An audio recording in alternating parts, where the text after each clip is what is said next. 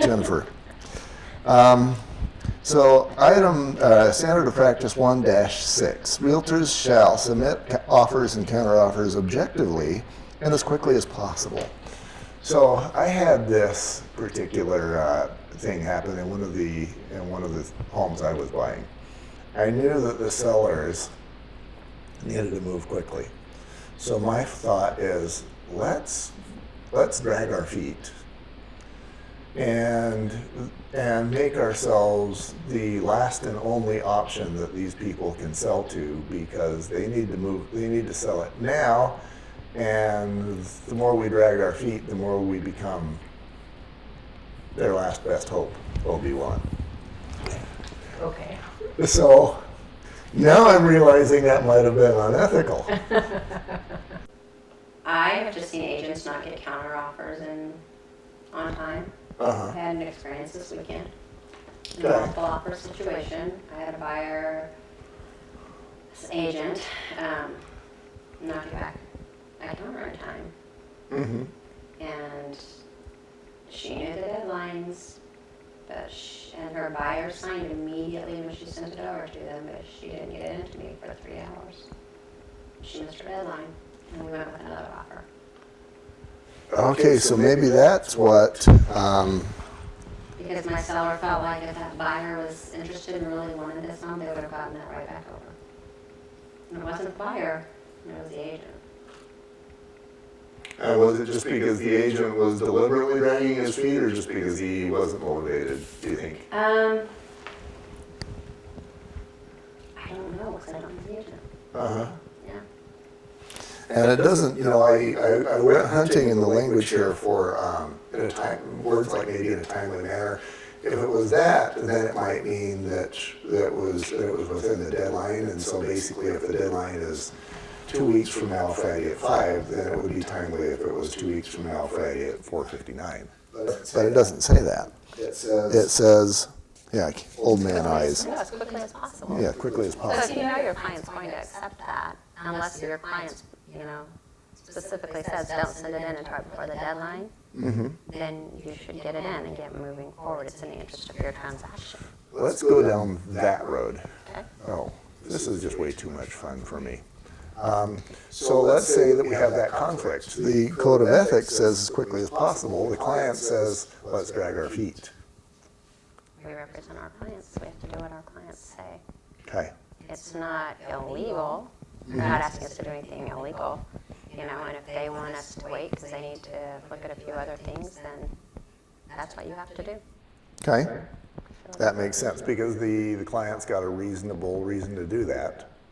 Okay. What about 1-7? Now, what I underlined here says realtors shall continue to submit to the seller and landlord all offers. So, back when my wife was an agent, there was one story that, she worked for somebody who had a team.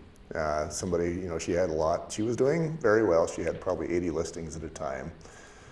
And so she needed a team, and she told me a story when I went in to visit one day. She says, I had gotten a signed agreement on, a signed repsy on a particular house.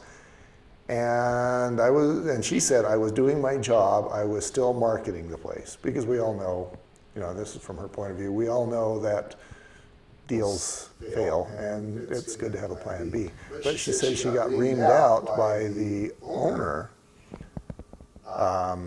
because he thought there was a done deal and she was still marketing the place. Have you run into that? What's the proper thing to do?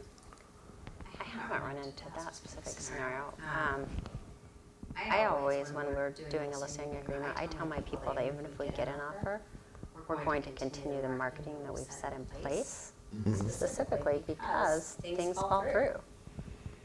You don't know, but that's probably a conversation you need to have with your seller. I got the duplex right now that we just said, we have an offer. Do you want to continue to show or not? And we let them choose. We can still take blind backup offers You know, people can still submit offers and we can decide, you know, if this one cancels, do we go back to all of those people first? You know, versus putting it back, you know, up in active status, you know, do we take one of those backup offers? I think in this kind of market where people are making such split decisions, you have an obligation to continue to market it because people are having to decide, you know, after seeing a house for 10 minutes, yes, this is my house. And then they get home and they're like, oh my gosh, but we didn't look at X, Y, and Z. We got to double check things with our lender. So they could change in a heartbeat.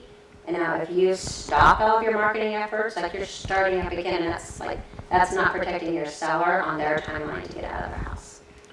Well, I need to go back to my example of putting the furnace filter in the guy's living room. You know, we both were wrong. And I had to sit back and look at, okay, where was I wrong? Doing an in-your-face, like putting a nasty furnace filter in the living room, that's wrong. I should have stepped back and said, look, I could put a note on the kitchen table. That would have been much less in your face. I just want you to know that after we did a final walkthrough on the home, that my buyer opted not to do an inspection.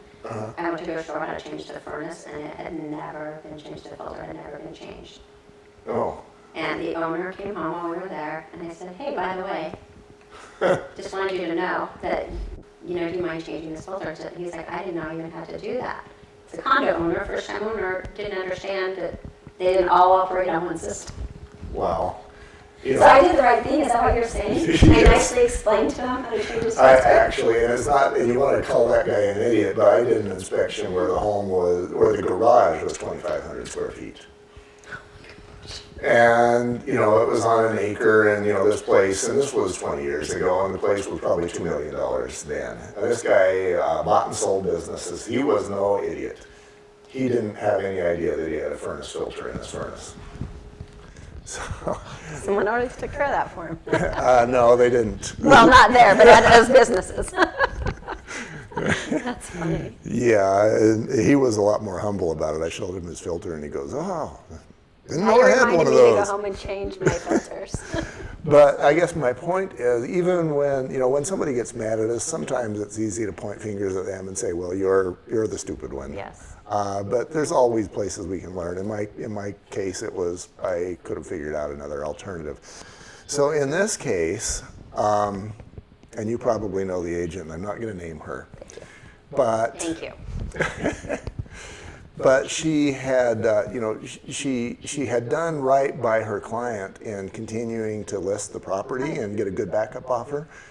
Where she had failed is she'd failed to inform the client what she was doing. What she was doing. Yeah. Because you always want to be on the same page, right? Right. A lot of people think when I go under contract, I don't need to show my house anymore. Well, maybe let's show up for one more week, and this is why. Have that conversation so they know why. Because then they think, all of a sudden, is my buyer shady? Are they not going to, can they not get their financing? It throws a bunch of worry into that didn't need to be there. Communication goes a long way. It does, doesn't it?